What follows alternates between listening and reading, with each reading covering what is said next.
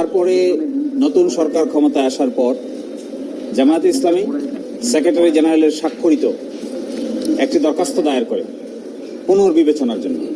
এই দরখাস্তটি 22 আগস্ট 2024 তারিখে দায়ের করা হয়। এই দরখাস্তের প্রেক্ষিতে ডিজিএফআই, এনএসআই এবং এসবির রিপোর্ট তলব করা হয় এবং 3টি এজেন্সি থেকে রিপোর্ট স্বরাষ্ট্র মন্ত্রণালয়ে জমা হয়। এই 3টি এজেন্সি জামাত শিবির সন্ত্রাসী কর্মকাণ্ডের সঙ্গে জড়িত মর্মে যে অভিযোগ করা হয়েছিল, এই মর্মে তদন্ত সাপেক্ষে কোনো সত্যতা খুঁজে পায়নি।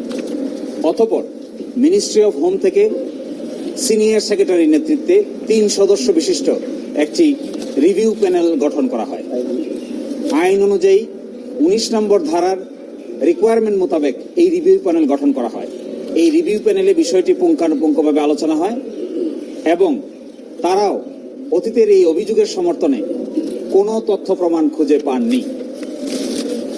এরই প্রেক্ষিতে এই বিষয়টি মাননীয় স্বরাষ্ট্র উপদেষ্টার কাছে উপস্থাপন করা হয়। ওনার সই স্বাক্ষরের পরে মাননীয় প্রধান উপদেষ্টা, তার সই স্বাক্ষরের পরে মাননীয় আইন উপদেষ্টার সকল প্রক্রিয়া সম্পন্ন হয়ে এই বিষয়টি সিদ্ধান্ত গৃহীত হয় যে অতীতে যে প্রজ্ঞাপনটি জারি করা হয়েছিল, এই প্রজ্ঞাপনটিকে বাতিল ঘোষণা করা হয়। কিছুক্ষণের মধ্যেই, অল্প সময়ের মধ্যেই আপনারা এই সিদ্ধান্তের গেজেট আপনাদের দেখতে পাবেন, ওয়েবসাইটেও দেখতে পাবেন, আপনাদের কাছেও সেটা অ্যাভেলেবল হবে। এবং এই প্রক্রিয়া করতেই আমি বলেছিলাম যে গতকালকেই করার কথা ছিল, যেহেতু প্রক্রিয়াটা একটু লম্বা, আইন মোতাবেক আইনের প্রত্যেকটি ধারা উপধারা ফলো করে এই কাজ করা হয়েছে। আমরাও চেয়েছি আইনের কোনো ব্যত্যয় যেন না হয়, আইন মানতে যেন কারো কোনো আপত্তি না থাকে এবং আইনের ক্ষেত্রে যেন কেউ কখনো বলতে না পারে যে জামাত ইসলামী আইনের বাইরে কাজ করেছে। এই জন্য প্রতিটা পদক্ষেপ সূক্ষ্মভাবে সম্পন্ন করতে গিয়ে কিছুটা সময় লেগেছে। এই জন্য গতকালকে প্রজ্ঞাপনটি না হয়ে আজকে অল্প সময়ের ভিতরেই এই প্রজ্ঞাপনটি পাবলিকলি প্রকাশ করা হবে।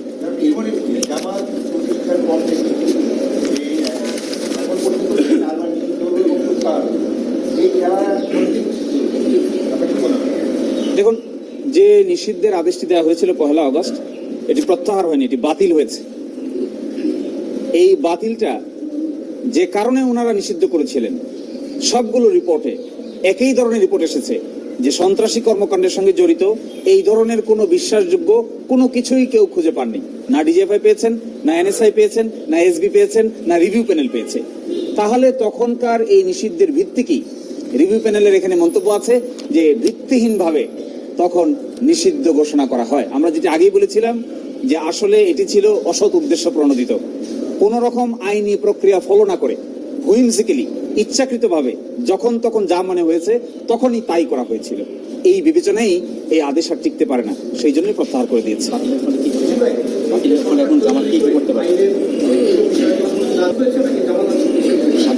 আমি তো মনে করি আপনি যখন কাউকে জুলুম করবেন, এই জুলুমের মধ্য দিয়ে মানুষের হৃদয়ে তাদের অবস্থান আরো শক্তিশালী হয় জালিমের বিরুদ্ধে। সুতরাং আপনি কখনো জুলুম করাটা উচিত নয়। যাকেই জুলুম করবেন তার প্রতি মানুষের যে আবেগ, অনুভূতি এবং দুর্বলতা জালিমের প্রতি বেশি থাকে না। যিনি জুলুমের শিকার হন, মজলুমের প্রতি মানুষের আবেগ বেশি হয়। আমার বিবেচনায় জামাত ইসলামী এবং ছাত্র শিবিরের প্রতি, যেহেতু মজলুম, তাদের প্রতি অনেকাংশেই সিম্পেথি বৃদ্ধি পেয়েছে। এই নিষেধাজ্ঞাটা বাতিল হওয়ার প্রক্রিয়ায় আমরা বাংলাদেশ জামাতে ইসলামীর সেক্রেটারি জেনারেল জনাব গোলাম পরোয়ারের স্বাক্ষরে একটি দরখাস্ত দায়ের করা হয় মাননীয় সচিব, স্বরাষ্ট্র মন্ত্রণালয় বরাবরে। এই দরখাস্ত পাওয়ার পরে তারা গোয়েন্দা রিপোর্ট কল করেন। এই গোয়েন্দা রিপোর্টের মধ্যে বাংলাদেশের প্রতিষ্ঠিত সবগুলো গোয়েন্দা রিপোর্টে সেপারেট রিপোর্ট কল করা হয়। প্রত্যেকেই সেপারেট রিপোর্ট দায়ের করেন। তারপরে একটি রিভিউ প্যানেল গঠন করা হয় হোম মিনিস্ট্রিতে সিনিয়র সচিবের নেতৃত্বে 3 সদস্য বিশিষ্ট। আইনে বলা আছে 19 নম্বর ধারায় যে এভাবেই রিভিউ প্যানেল গঠন করতে হবে। সেই রিভিউ প্যানেল গঠন করা হয়, রিভিউ প্যানেলে পর্যালোচনা হয়, রিভিউ প্যানেলের সিদ্ধান্ত নেওয়া হয় যে যেহেতু কোনো কার্যকারণ খুঁজে পায়নি কেন নিষিদ্ধ করা হয়েছিল, সেই জন্য তারা এই নিষিদ্ধের আদেশ বাতিলের জন্য সুপারিশ করেন। এরই প্রেক্ষিতে মাননীয় স্বরাষ্ট্র উপদেষ্টা, মাননীয় প্রধান উপদেষ্টা এবং আইন উপদেষ্টার সকলের সম্মতিতে এই সিদ্ধান্ত গৃহীত হয় যে অতীতের এই যে নিষিদ্ধকরণ সার্কুলারটি ছিল এটিকে বাতিল বলে ঘোষণা করা হয়েছে। কি কি করতে পারবেন? রিভিউ আবেদনটা কয় তারিখে করা হয় ভাই? 22 তারিখ।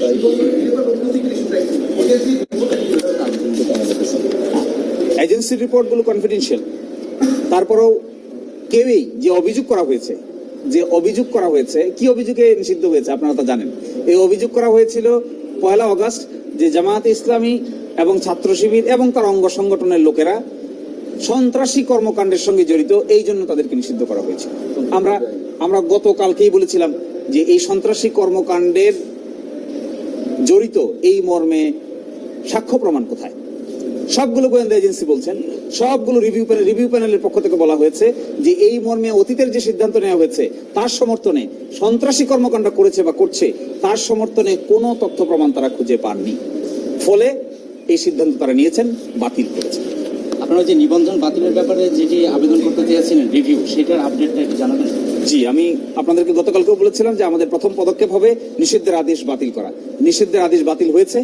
পরবর্তী পদক্ষেপ হবে আপিল বিভাগে আমাদের আগের মামলাটি পুনরায় শুনানির জন্য দরখাস্ত দায়ের করা এবং সে আপিল শুনানি করে ন্যায় বিচারের স্বার্থে আমাদের পরবর্তী পদক্ষেপ গ্রহণ করা। কতদিন? এবং আমরা দ্রুততম সময়ের মধ্যে ওই পদক্ষেপও নিব, আপনারা সেটি দেখতে পাবেন।